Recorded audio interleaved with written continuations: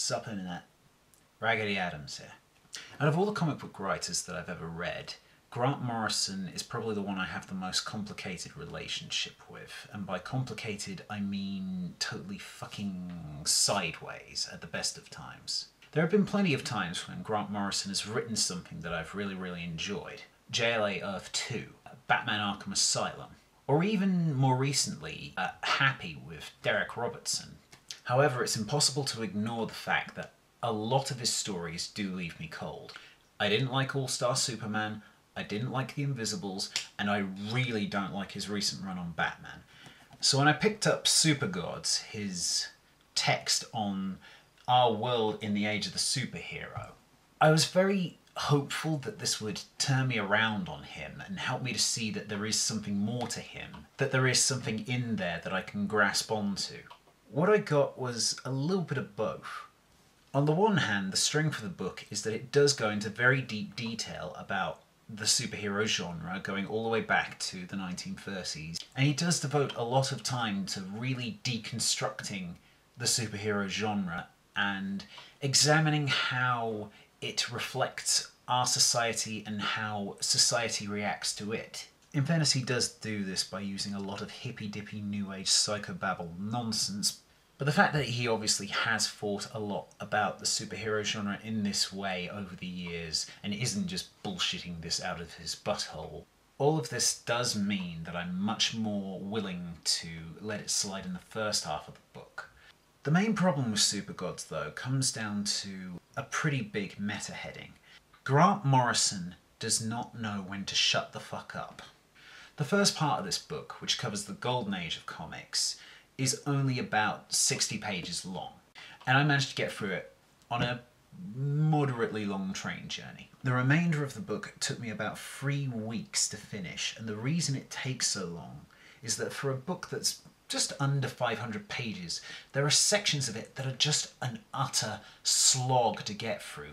In spite of the subtitle saying Our World in the Age of a Superhero, Grant basically spends well over a third of the book talking about himself and his relationship to the industry, which would be fine if he didn't come off as a completely insufferable know-it-all. And yeah, I know what you're thinking. Yeah, Adam, you can talk. But seriously, I could easily summarise this book as pretentious opening quote, pretentious chapter titles, rambling biographical details, hippy-dippy nonsense, guff guff guff guff guff guff guff guff guff guff guff guff guff, television, film, television again, wanking off Mark Millar, wanking off Dan Didio, wanking off your artist friends, harping on about subcultures, drug stories, more drug stories, even more drug stories, revenge of the drug story, constantly harping back to your trip to Kathmandu, having a dig at publishers that have dicked you around in the past, whinging about your parents getting divorced, attempting to crowbar your own achievements into the wider canon, wanking off Gerard Way and all your friends in Hollywood, lazy revisionist history, taking credit for other people's ideas, backhanded comments about Alan Moore and Warren Ellis, 2 writers who are consistently better than you are, you prick. Pretending that you are some kind of rebrander for DC when you are actually creatively bankrupt. Terrible editing. Terrible editorializing. Spending well over half a book about comics talking about your own personal life and then neglecting to even talk about your wife, you prick.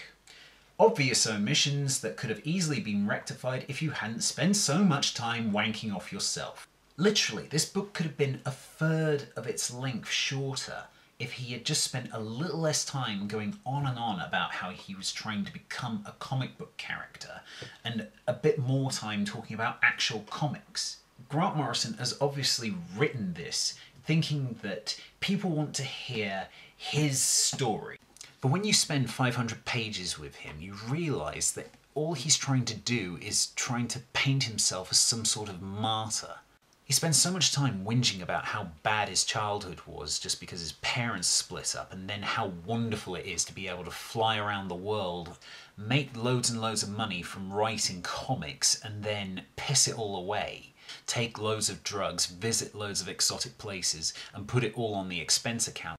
that he just becomes sort of unlikable. I mean, they say that history is written by the victor, but that isn't really true. History is written by the person who gets their memoirs out first.